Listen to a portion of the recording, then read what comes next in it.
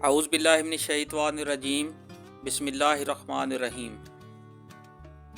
سورہ شعراء مکی، آیات 1 تا 32، رکوع 1 تا 2، پارہ 19۔ طاسین، یہ کتاب مبین کی آیات ہیں۔ اے نبی صلی اللہ علیہ وآلہ وسلم، شاید تم اس غم میں اپنی جان کھو دو گے کہ یہ لوگ ایمان نہیں لاتے۔ ہم چاہے تو آسمان سے ایسی نشانی نازل کر سکتے ہیں کہ ان کی گردنیں اس کے آگے جھک جائیں۔ ان لوگوں کے پاس رحمان کی طرف سے جو نئی نصیحت بھی آتی ہے، یہ اس سے منہ موڑ لیتے ہیں۔ اب یہ جھٹلا چکے ہیں، ان قریب ان کو اس چیز کی حقیقت مختلف طریقوں سے معلوم ہو جائے گی جس کا یہ مذاق اڑاتے رہے ہیں۔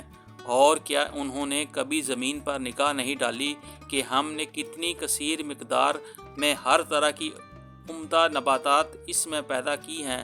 یقیناً اس میں ایک نشانی ہے، مگر ان میں سے اکثر ماننے والے نہیں۔ اور حقیقت یہ ہے کہ تیرا رب زبردست بھی ہے اور رحیم بھی۔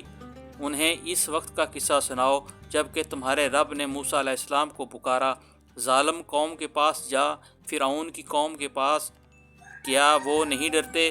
اس نے عرض کیا، اے میرے رب، مجھے خوف ہے کہ وہ مجھ کو جھٹلا دیں گے۔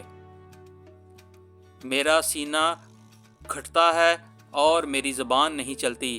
آپ ہارون علیہ السلام کی طرف رسالت بھیجیں، اور مجھ پر ان کے ہاں ایک جرم کا الزام بھی ہے، اس لیے میں ڈرتا ہوں کہ وہ مجھے قتل کر دیں گے۔ فرمایا، ہرگز نہیں، تم دونوں جاؤ ہماری نشانیاں لے کر، ہم تمہارے ساتھ ہیں، سب کچھ سنتے رہیں گے۔ فرعون کے پاس جاؤ اور اسے کہو، ہم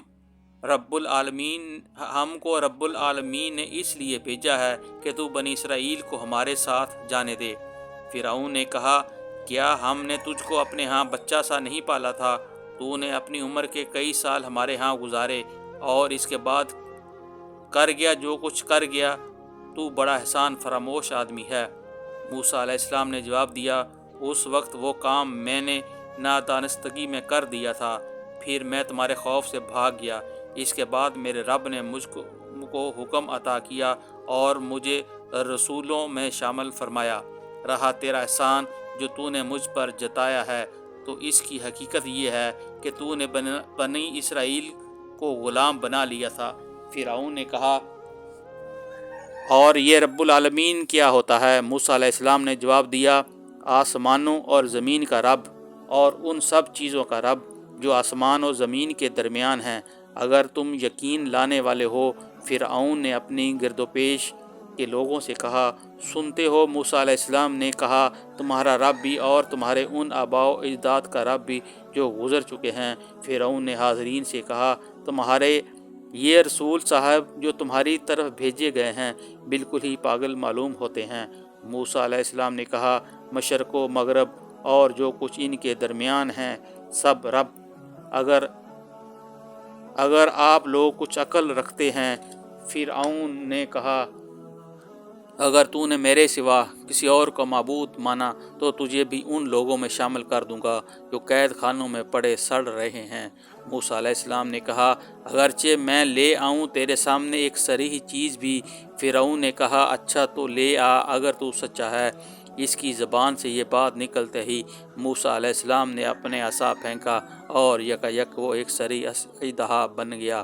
پھر اس نے اپنے ہاتھ بغل سے کھینچا اور وہ سب دیکھنے والوں کے سامنے چمک رہا تھا۔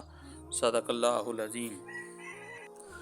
فرعون اپنے گرد و پیش سرداروں سے بولا، یہ شخص یقیناً ایک ماہر جادوگر ہے، چاہتا ہے کہ اپنے جادو کے ذریعے سے تم کو تمہارے ملک سے نکال دے۔ آپ بتاؤ تم کیا حکم دیتے ہو؟ انہوں نے کہا، اسے اور اس کے بھائی کو روک لیجئے اور شہروں میں ہرکارے بھیج دیجئے کہ ہر سیانے جادوگر کو آپ کے پاس لے آئیں۔ چنانچہ ایک روز مقرر وقت پر جادوگر اکٹھے کر لیے گئے اور لوگوں سے کہا گیا، تم اجتماع میں چلو گے، شاید کہ ہم جادوگروں کے دین پر ہی ایمان لے آئیں اگر وہ غالب رہے۔ جب جادوگر میدان میں آئے تو انہوں نے فرعون سے کہا، ہمیں انعام تو ملے گا اگر ہم غالب رہے؟